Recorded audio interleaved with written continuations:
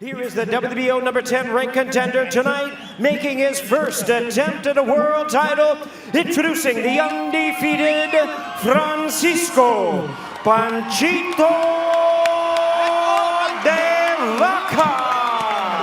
Ladies and gentlemen, please welcome the hard-hitting, reigning and defending WBO junior featherweight champion of the world, introducing Emanuel Navarrete.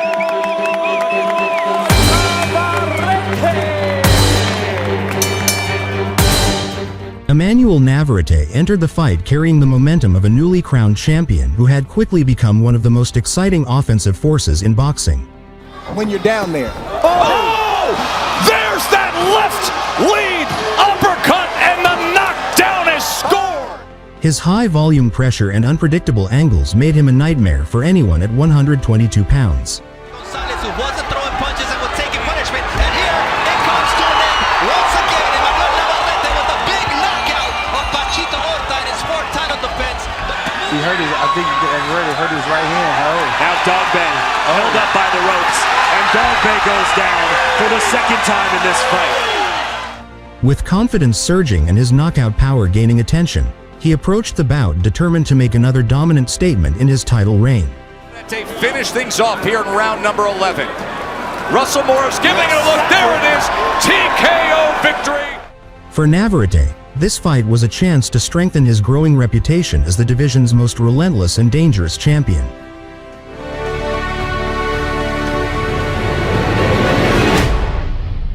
I'm gonna say this right now.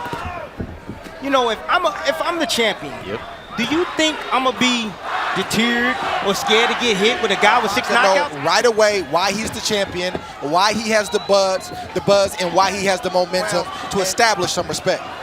You see the Vaca, he's saying, look, you're going to see a new in Manny Robles. He pulled off that upset with Andy Ruiz against Anthony Joshua. There's that permeates in the gym, and sometimes that could be contagious.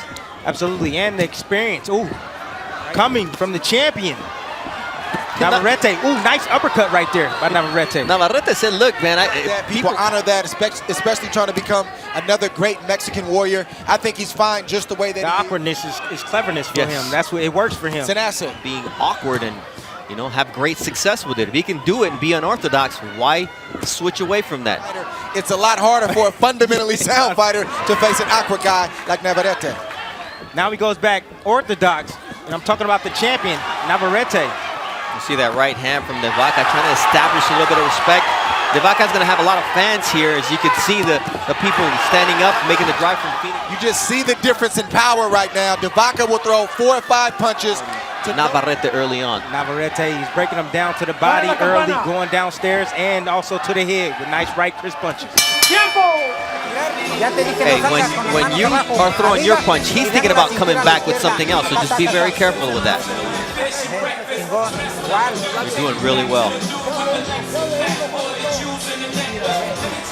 Hey, we get grumpy Tim every once in a while. What are you going to tell that boy?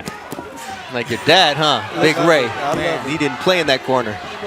What Navarrete went to his corner and said, all right, man, if that's all he got, all right, I got him. Yeah, it's just a matter of time, and Navarrete is not the only one that knows that the Vaca. And the bad news for the Vaca is that Navarrete is a rhythm fighter. He starts to kind of warm up after 2 or 3 rounds. He looks pretty warm. If you can repeat that, Tim. Bruh, it's not happening. He's gonna beat the Vaca tonight. No shot at all. He's gonna beat the Vaca tonight. He's scoring right now to the body of Navarrete. Yeah, but Navarrete just answered with a big right hand from Cabeza de Vaca. But Navarrete he's doing a veteran move. He's wasting the right uppercut just to get the Vaca looking at it, and then he's ripping the left hook down to the body. Veteran move. Fighter. And, you know, Navarrete's only 24. It's to get them to not be robotic, to be able to start with a different look every single time. Headlights. He's not letting his offense go. He's getting hit. His nose is starting to bleed. There's a lot going wrong. Navarrete is a volume puncher with a 72-inch reach. Down goes the Vaca here in round 2 of his world title challenge. 5, también, 6, 7, 8. Navarrete finished the fight early on. That's what he's thinking, and the Vaca, he's thinking about survival right now, Tim. He definitely is thinking about survival, but if he was thinking about survival, he would have took to your lungs, into your body. Just don't get straight up. Let's follow Francisco de Vaca over to the corner with Manny Robles. Will have ¿Todo bien? Todo bien, todo bien. Amigo, hay que tener precaución, hay que estar cerrado y hay que mover la cintura. Yeah, you gotta no move te your quedes waist. Come on, frontal. you can't just be Sí, right in por front eso, of porque him. ponme la mano de frente, tapa y con Drop here in round number 2. Look at it. You know what? The Vaca right there is just sitting, both hands straight up in the middle. What do you do when a guy has hands straight up in the middle? You split the guard with uppercuts. Two uppercuts. You know, that's an awkward combination right there. Two uppercuts back to back. With a right short and then the overhand left. right hand that dropped the Vaca right where he stood. My goodness. Good stuff from Navarrete. That's about the longest lead uppercut you'll ever see. 122-pounder with a 72-inch reach. Can you imagine? Yeah, other opponents don't even want to think about that part as he switches southpaw, and now he's setting up that left hook. 160 punches in one round, the 12th round of the dog bait fight. I mean, this guy can throw it in bunches. I'm letting you know right now, in the towel to my young fighter. He's young. He don't need to be taking this type of punishment right now. What we saw from De Vaca early in the round was his last stand. Navarrete answered him, and now it's getting real ugly for De Vaca. And he's squared up, Dre.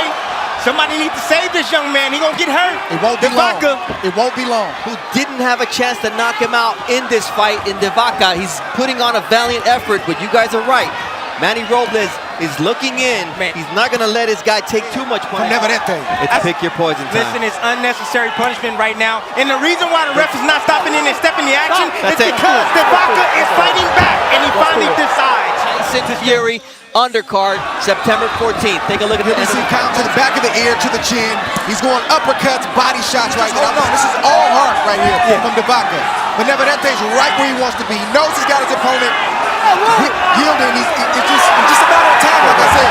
Never let those punches go. And De Vaca just took a lot of punches. He probably took about 30 or 40 shots. He didn't really land anything. That's a lot of punishment. Yep, nose bleeding. And you see, it's not pretty.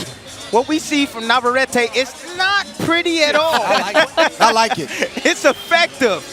He's long. This game is about getting your hand raised, winning belts, defending belts for as long as you can. And Navarrete, if he stays the course, hopefully he's on his way to doing that. And the great question here is how long can he hold on at 122 pounds, because he's a big boy, 5'7". Pues antes que nada, quiero agradecer a I want to continue the tradition of boxing, Mexican boxing in LA. I want to fill up arenas, and I want to achieve the same thing that Mexican legends did.